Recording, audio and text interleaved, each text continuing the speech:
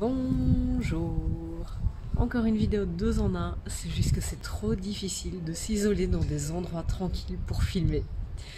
Vous aurez donc la journée d'hier entre Vilafranca, Montes del Oca et Atapuerca, et aujourd'hui entre Atapuerca et Burgos.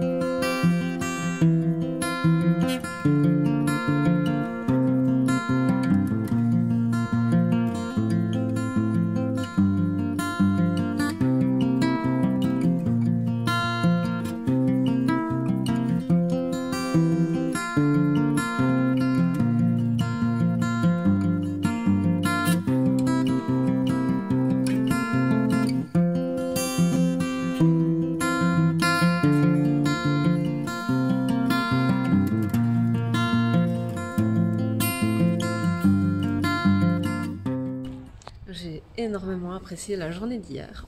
On a quitté Vilafranca Montes del Oca et directement le chemin a commencé à monter. Mais après avoir fait les Pyrénées, ça m'a semblé assez faible comme montée. Je pense que je suis un peu blasée pour les montées. C'était super, on était dans les bois. En fait, à partir de demain, je commence la Meseta et donc les bois que j'ai traversés hier étaient les derniers bois avant assez longtemps, donc j'en ai vraiment profité. C'était magnifique, on était dans les chênes et puis dans les pins. Il y avait tout le temps des bruyères, de la ciguë, enfin c'était vraiment très fleuri, magnifique. J'étais sereine, apaisée. C'est vraiment un endroit superbe. Par contre, quand je suis arrivée au sommet, j'ai beaucoup de recul pour en parler. Hier, j'étais extrêmement émue. J'ai un peu pleuré, je vais pas vous mentir. En fait, quand on arrive au sommet de la montagne, il y a une stèle auquel peu de pèlerins apparemment prêtent attention, mais qui moi m'a énormément frappée. Donc c'est une stèle qui porte le nom de l'année 1936. Et devant, il y a une sorte de gravier avec une croix pour du souvenir. Et en fait, donc en 1936, pendant la guerre civile espagnole, les partisans de Franco, pour vider les prisons de Burgos, se rendaient là-bas avec les prisonniers pour les tuer. Et il y a 300 personnes qui ont été fusillées à cet endroit. Et en fait, l'espèce de gravier qu'on voit au pied de ce monument, c'était l'emplacement d'une des fosses communes dans lesquelles on a retrouvé les corps de ces personnes. Et vraiment, ça m'a... voilà, j'étais vraiment... je trouve pas les mots pour exprimer ce que je ressentais, mais vraiment, ça m'a énormément touchée. Je vais vous parler rapidement de la Ferro del Cruz. Donc, c'est un endroit plus loin sur le chemin où on dépose une pierre. Habituellement, les pèlerins prennent une pierre chez eux, ils la transportent pendant tout le trajet et ils la déposent à cet endroit-là. Et moi, en fait, cette année-ci, j'ai décidé de ne pas prendre de pierre avec moi. Déjà parce que j'étais pas certaine de faire le Camino Frances. Bon, ça c'est une autre histoire. Et, et du coup, je m'étais dit que j'allais prendre une pierre à un endroit qui me toucherait. Et là, c'est apparu comme une évidence. Je pense 300 ou 400 mètres plus loin, j'ai ramassé un galet. Et donc, quand j'irai à la Cruz del Ferro, je déposerai un galet de cet endroit-là pour commémorer la mémoire de ces personnes qui ont donné leur vie pour la liberté. Puisqu'on a la chance de cheminer sur un chemin de liberté dans un monde, alors non pas en paix, mais en tout cas où on a la possibilité de faire ce genre de choses. Le reste de la journée, ça s'est bien passé évidemment. On a fait de très très très belles rencontres. On est retombé sur nos amis les détergents. Et on a logé dans la même auberge. On a passé une soirée très très sympa. On a beaucoup discuté. C'était vraiment chouette. Et je vous laisse désormais avec quelques images de la journée d'aujourd'hui.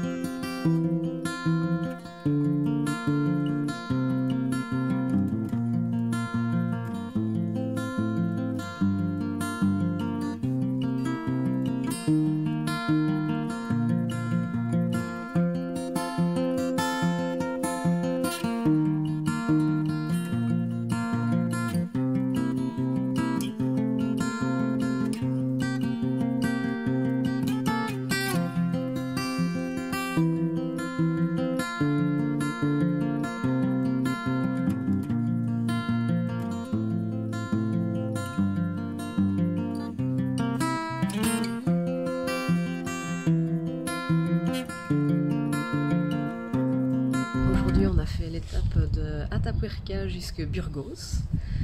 On est parti vraiment tôt, on est parti avant le lever du soleil. Du coup, on a profité vraiment après la première montée du lever du soleil sur le village. On se serait cru dans une aquarelle, c'était incroyable, c'était superbe. Et arrivé au sommet de cette première montée de la journée, on arrive vraiment sur une lande mais un peu désertique avec parsemée d'arbres et de rochers. Et puis juste après, on a une vue sur la plaine de Burgos. C'est impressionnant, on voit des champs à perte de vue et la ville en plein milieu. Pour aller à Burgos, il y a deux possibilités. Non, en fait, il y en a trois. Il y a des gens qui prennent le bus, mais cette possibilité-là, elle ne compte pas pour moi. Donc il y a deux possibilités. La première, c'est le chemin traditionnel qui rentre dans la ville et qui passe par les industries, les grands magasins, etc. avant de rentrer vraiment dans le cœur de la vieille ville. Et la deuxième possibilité, c'est de suivre la rivière. Nous, on s'était mis d'accord ce matin de passer par la rivière parce que c'est plus agréable et pas beaucoup plus long. Et voilà. Et alors, en cours de route, on s'est agglutiné avec d'autres pèlerins, avec une pèlerine bretonne et 3 pèlerins italiens. On a bavardé, on a passé un super moment et du coup on s'est pas rendu compte. Au moment où est arrivé l'embranchement entre les deux chemins, on n'a pas fait attention, on a suivi le chemin traditionnel. Et donc on est rentré dans la ville par Vous avez vu dans les images par des endroits pas très agréables, c'est pour ça qu'il y a assez peu d'images pour aujourd'hui. Et en fait, à nouveau, ça a été une super étape, parce que certes, ça n'était pas super joli, mais on a transmis notre philosophie de saluer les camions aux autres pèlerins. Et on était explosés de rire, c'était génial. Donc les camions nous klaxonnaient en retour, et puis il y a même des camions qu'on ne saluait pas, qui nous klaxonnaient en nous saluant, dans l'espoir qu'on leur rende leur salut. J'ai adoré. Voilà, on a passé un super moment assis. Là ce soir, on est tous ensemble dans l'auberge. À nouveau, c'est une auberge immense de 150 places. Voilà, c'est incroyable. Elle est sur 6 étages. Ça m'épate toujours quand on arrive dans ces auberges-là. Et en plus, elle est pleine. Toutes les places sont prises. Ça, c'est le plus hallucinant. Alors, il n'y a pas 150 personnes dans l'auberge aujourd'hui. On est toujours en 2021. Il y a toujours des jauges qui limitent le nombre de pèlerins dans les auberges. Mais bon, voilà. Et alors, on est allé visiter la cathédrale de Burgos, qui est immense. De l'extérieur, elle est magnifique, mais alors à l'intérieur, c'était vraiment impressionnant. Et c'est sculpté de tout partout. C'est d'une richesse et d'une beauté. Vraiment, c'est incroyable. En fait, je pense que je vais mettre en pause les vidéos un petit peu, parce que demain, je commence la Meseta. Donc ce grand désert, enfin c'est pas un désert, c'est un immense plateau agricole. Et en fait, j'ai un projet pour cette Meseta, mais je vous en dis pas plus pour le moment. Je garde ça pour moi. Et donc, à mon avis, je referai une vidéo d'ici une semaine pour vous en dire un peu plus et voir si mon projet a fonctionné, ce qui n'est pas dit. Je vous dis donc à bientôt pour de nouvelles aventures. J'ai oublié de dire un truc. Je suis juste devant la cathédrale. Aujourd'hui, j'ai atteint la barre des 500 km. Donc depuis mon départ de Bagnères de Bigorre, j'ai parcouru 500 km, j'en suis très fière, et il me reste exactement 500 km à parcourir.